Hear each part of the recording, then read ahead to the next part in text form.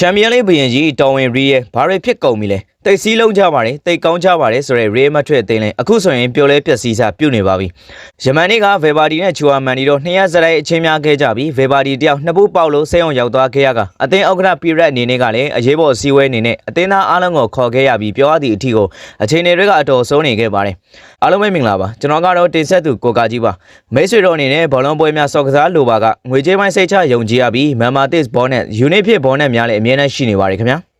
Real ကစားခြင်းနဲ့ကစားသမားတွေကဆိုရင်လည်းမနှဲလာပါဘူးအခုဆိုရင်တော့အရင်တော့က Real မဟုတ်တော့ပါဘူးကမ္ဘာအကောင်းဆုံးနဲ့ဈေးကြီးဆုံးကစားသမားတွေစုဝေးရချန်ပီယံလိအများဆုံးပိုင်ဆိုင်ထားရ Real Madrid ကတော့ဒီနှစ်မှာဆိုရင်အာရန်သေးဖြစ်သွင်းမှုအနေနဲ့ MRB ကိုတက်200ပေးပြီးတိုက်စစ်ပိုင်းကိုဖြည့်တင်းခဲ့ပါတယ်ဒါပေမဲ့ထင်သလောက်အလုံးမဖြစ်ခဲ့ပဲဆရာကြီးရောက်လာမှကျွန်တော်တို့ရွာလေးလေးပြကြတယ်ဆိုသလိုဖလားလေးတစ်လုံးမှမရသလိုအသိရင်စီလုံးမှုနဲ့စုဖွဲ့မှုဟာဆိုရင်လည်းအလုံးစုံပြတ်ပြားခဲ့ရတာဆိုရင် Verdi နဲ့ Chuamani တို့ကိစ္စကတက်သေးပါ